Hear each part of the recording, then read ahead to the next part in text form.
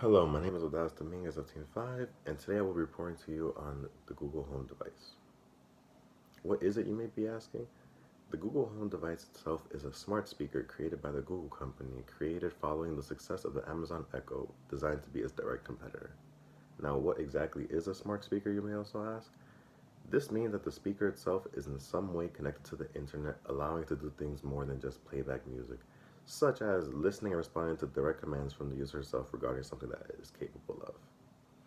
These are typically operated by a built-in application to the device itself or based on information provided from another device, such as your smartphone or computer. And in the case of the Google Home device, it is operated by a companion app entitled the Google Home app. Google Home is the evolution of Google Now personal assistant software, which aimed at providing responding to user voice commands in a Google-based application such as Google Chrome or the Google app itself. The Google Now was created as a direct competitor towards Apple's Siri, which does many things similar but on Apple devices only. Interactions with Google Now were very, up until this point, one-sided, where the user just requested information and the device itself responded.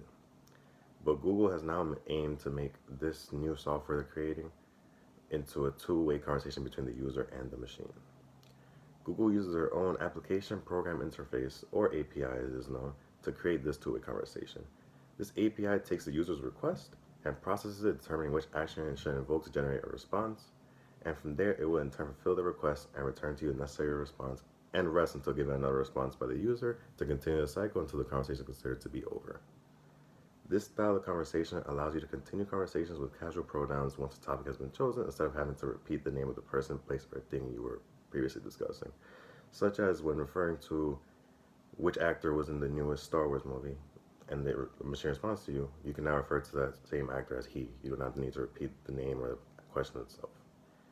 Its connectivity with your other Google services, such as the calendars app, maps, or alarms, allow it to cater responses personally to you. Google is really trying to give its home devices a personality, even going as far as hiring people who were once involved with other companies such as the satirical news website The Onion or the movie production company Pixar to write for its devices. Moving on to the features of this device, firstly, it may be used as a question answering device, answering questions ranging from simple definitions to more complex math problems or sports related questions of the day. But its integrated speakers are not only used for its responses to user questions, but they may also be used for entertainment. Taking advantage of other third-party radio applications already in use by the people, such as Spotify or iHeartRadio, you can command Google Home to play your music for you. It doesn't only have to be music either. You may also ask it to look up your favorite podcast and play the latest episode, or keep you up to date on current news. Through the use of other Google-related products such as the Chromecast, Google Home allows you to control that device and stream anywhere in the house through the use of voice commands. Commands such as play episode 8 of Luke Cage in the bedroom, or play playlist number 1 in the kitchen speaker are now possible through the use of these other devices. It is not only audio and entertainment devices that you are able to control either. You have access to many different other smart home devices such as the Philips Hue line of lighting or smart home thermostats produced by Honeywell or Nest and so on. This allows the device to give you an almost all-in-one feel by putting together these seemingly unconnected devices right at the power of your voice. Planning your day has also potentially become a lot easier with Google Home, being able to act as your personal alarm clock and use the information provided to tell you about your plans for the day according to your calendar or created lists. To utilize all this, Google Home uses an always-on approach when referring to a built-in dual microphone. This means that the Google Home device is technically always on and recording the audio of the room, waiting for its key phrases to be uttered and then kick into effect, such as "OK Google." This has brought on many privacy concerns, especially following the news that the United States' own Search and Intelligence Agency are using devices such as these and even TVs to listen in on people's conversations remotely. But to remedy this, Google has put in a simple mute button on the device itself to stop these microphones from passively recording information or accidentally being turned on when you don't want them to be using them.